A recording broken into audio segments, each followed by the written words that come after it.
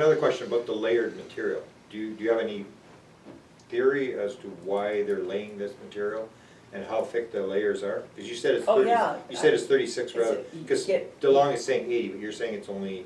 Yeah, I don't know where he's getting his numbers. I worked with a University of Michigan person. Howe, I have 20 scientists who dealt with me with this in 1996. And they were looking at it first as a superconductor. But the measurements, and everything's in my book, and at Earth Files, and it's all there. You can read all the photographs and everything yourself. 1 to 4 microns. This is very key. 1 to 4 microns. The bismuth is so pure that when I took it to the ion microprobe at the Carnegie Institute in Washington, D.C., and I write about this in the book, Glimpses, Volume 2. Eric Howe was the ion microprobe guy, and he spent an hour or so just examining the bismuth layers, 1 to 4 microns, at the atomic level, looking for lead, because on a periodic table, bismuth and lead are right next to each other. And he had never, ever, at the Carnegie Institute, having an ion microprobe, that they could look at magnesium and bismuth and a lot of things. You have to have a very specific ion microprobe for this. He'd never seen bismuth so pure that there were no lead molecules. So that was part of this report. It was pure bismuth, 1 to 4 microns. It was, let's see, 1996. I still have the Scientific American. It was when nanotechnology was beginning to take root in the 90s that the magic change from non-nano to nano, 1 to 4 microns. I still have the whole article about this magic transition in the nano world, and all of the bismuth layers were 1 to 4 microns, and they go up and down in a wave. What do you mean in a wave?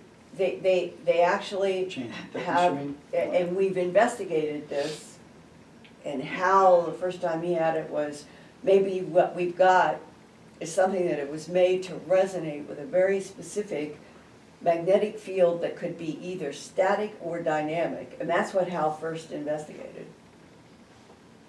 That would turn this into a lifting body. That was the first hypothesis, completely different from what I talked about from the physicists. And when the magnesium zinc was 100 to 200 microns. The same waviness is in all. When you look at all, and 36 layers, that was the average. 36 layers, some 26, and built-in tapers. The 6 pieces that aren't got, because I've seen and held one of them total, no cut from it. About the size of the palm of my hand, the uncut one. And only about the 36 layers are probably a little less than 1/4 of an inch. But they're built-in tapers. And that security guard who was working on this, that the grandson sent all this stuff, said that they were fitted or scaled together. He said the bottom of the craft. The physicist said, no, it isn't just the bottom, it's the whole craft. The other thing too is the grandfather wrote in the diary that he was standing as a security guard around one of the wedge shapes. These are definitely wedge shaped, plan form, and that the bottom only, which may have been why some people thought this was only from the bottom, and he may have too, it glowed, and it glowed light.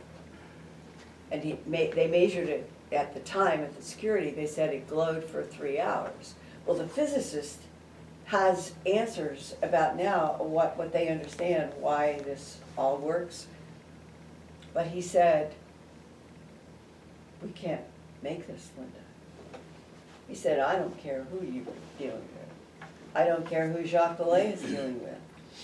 He said, We don't have the we're technology. not, there's no way that humans are going to be able to produce this because, and he'll give all these reasons.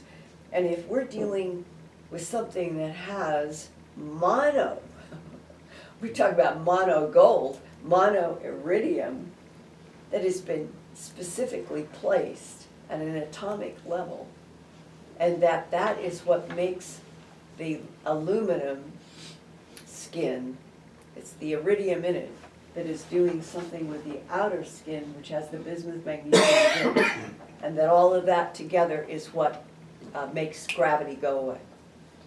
It's unbelievable. Is this created, do they think it's created in a weightless environment? Or can, I've To layer heard it? that, I've heard that it has to be, I don't remember that the physicists stressed that, but I've heard that it, to layer it We down? could but- not But do we this. can't layer stuff like that. I don't even know where we would get mono. Maybe that's why Elon Musk wants to go to Mars. Yeah. Maybe there's mono-iridium on Mars. And we had talked the other night on the show, because Desta has a story that she was just telling me today, about a piece from 45 about the fiber optics, or would you refer to as the horsehair? Can you talk about that? Oh, yes, this is really, for all of you guys, the physicist was allowed, and why I started telling you the elevator. Each of these things related to the physicist, he had to go to different levels, different places, and had to go through all this stuff. This is how he got to understand how they had absolute control on any entry by anybody, anywhere into Area 51 where he went. And one of the elevator rides, he was given access to one of the craft that had the embedded 6 fingers, definitely 6 fingers, it's the Santilli film, and 6 toes, and the reason was he was studying one of the 6-fingered, those panels. And he had been allowed to look at the inside the panels with a magnifier. And there were fiber optics. If you put your hand in like that, then think of the panel that the hands are going in, that where each of the fingers went, under a magnifier they could see a fiber optics. And then he was shown, he wasn't given access to the body. He said they still have the bodies. He was shown photographs, and they were able to show fiber optics coming out of the ends of each of the 6 fingers. And I said, well, wouldn't that mean that those 6-fingered beings then were androids? If they have fiber optics running through them and coming out the fingers to interface with the panels. And he said, I know what you're asking, but I don't know how to answer that question. Because we might end up being cyborgs ourselves with fiber optic applications, which a Homo sapien added to become a cyborg is different from being a pure android. So this is very interesting, though, that they found and were able to match exactly the joints at the tips of the fingers between the panels and the biological creatures. And obviously they're controlling everything with their mind.